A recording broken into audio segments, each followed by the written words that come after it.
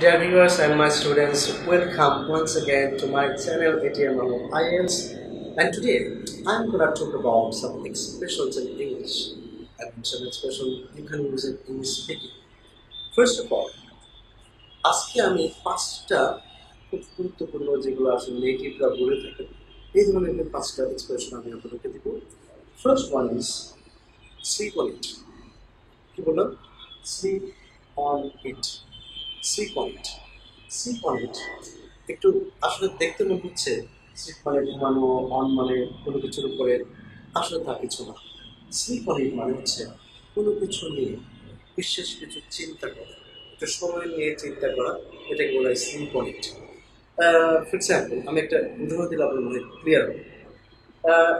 O it's a great deal, I need to go for it. কি বললাম? Oh it's a great deal, I need to go for it. এটা একটা ভালো deal, আমি এখনো যাই নাই। I'll let you know tomorrow. I need to sleep on it. Okay. Oh, it's a great deal. I need to go for it. আমি এখনো যাই নাই। I'll let you know tomorrow. I need to sleep on it. আমি একটু চিন্তা করি তারপরে জানাবো। Right. So sleep on it. Sleep on something. তার মানে কোনো কিছু নিয়ে বিশেষভাবে একটু চিন্তা করা, ডিসিশনের আগে বা কোনো কিছু করার আগে, এটা হচ্ছে স্লিপ অন ইট। এবার চলে আসি আপনাদেরকে নিয়ে দুইটা। নাম্বার টু, এটা আরো একটা সুন্দর expression. Take it easy. Take it easy. Take it easy. কোনো কিছু নিয়ে সহজভাবে নেওয়া, কোনো কিছুকে সহজভাবে নেওয়া। যেমন everything is okay, don't worry, take it easy man. তাহলে কি বললাম? আবার খেয়াল করো, take it easy. Everything is okay, don't worry man, take it easy. এইভাবে। So take it easy is another expression. Now, moving on, I'll just go for the next one, which is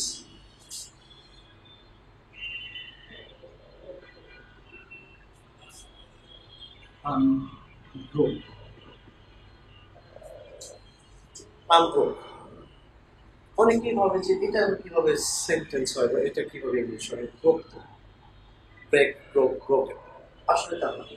I am broke মানে হচ্ছে I don't have money, I am running short of money. হ্যাঁ, কোনো friend জিজ্ঞেস করছে, এই can you lend me some money, I need to have some money, can you lend me some money, আমাকে কিছু ধার দিতে পারো? আপনি oh man I am broke, কারণ আমার কাছে কোনো টাকা নেই। আই এম ব্রোক মানে তাহলে কি হলো? I don't have any money, I don't have মানি। তার মানে হচ্ছে I am running short of মানি। আমি কয়েকবারে বললাম I don't have money, I am running short of money, I am broke, আমার কাছে কোনো টাকা নেই। Wait for the next expression. Okay. Number four. Like the back of my hand.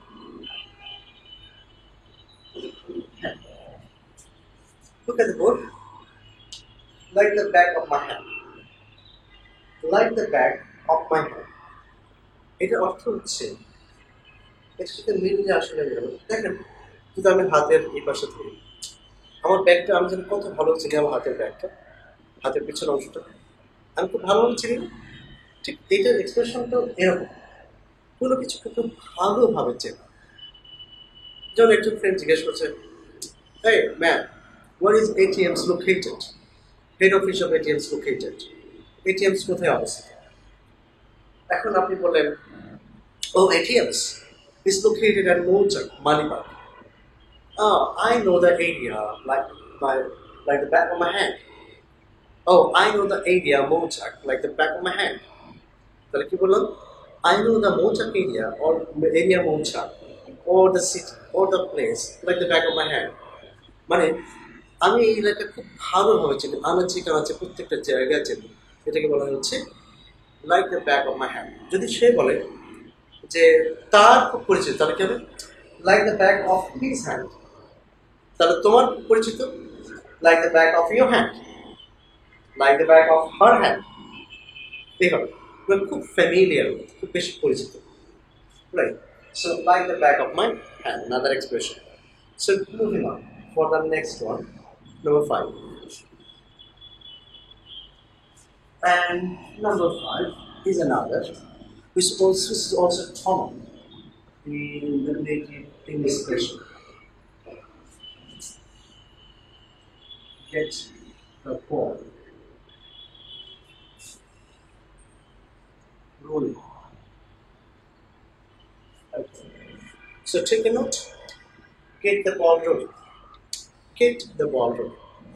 এখানে মনে হচ্ছে গেট মানে পাওয়া, কোনো কিছু, বল, রোলিং, আসলে এসব কিছুই না। এটার মানে হচ্ছে চলো শুরু করা যাক, right? It's a nice project. Why didn't you wait for? Why are you waiting for? Get the ball rolling. মনে করেন কোনো একটা প্রজেক্ট আছে, আমাকে ওয়েট করছে, rolling, let's start it. Let's start it now. Instead of saying let's start it now, you can say get the ball rolling. তাহলে কি বললাম? Let's start it now. এখন শুরু করা যাক। না বলে আপনি কি করতে পারেন? Get the ball rolling. So it's another expression. আজকে আমি আপনাদেরকে 5 ইম্পর্টেন্ট এক্সপ্রেশন দিয়েছি, যেগুলো স্পিকিং আপনারা ব্যবহার করবেন, এবং আপনি দুজন কথাবার্তার মধ্যে যে কথাগুলো বলতেন সেটাকে রিপ্লেস করে এখন এই এক্সপ্রেশনে চলে আসে, যারা নেটিভরা বলে। সো দেখবেন যে আপনার স্পিকিংটা অনেকটা তাদের মতো হচ্ছে। আমি অন্য কোনো এপিসোডে আরও কিছু এক্সপ্রেশন নিয়ে কথা বলবো। And thank you. That's what I am here for today. এতক্ষণ যে ভিডিওটা দেখলেন তা IELTS 7+ পেতে অত্যন্ত কার্যকরী। এভাবে আমার প্রত্যেকটা ভিডিও নিয়মিত পেতে সাবস্ক্রাইব করুন আমার চ্যানেলটি এবং প্রেস করুন বেল বাটন।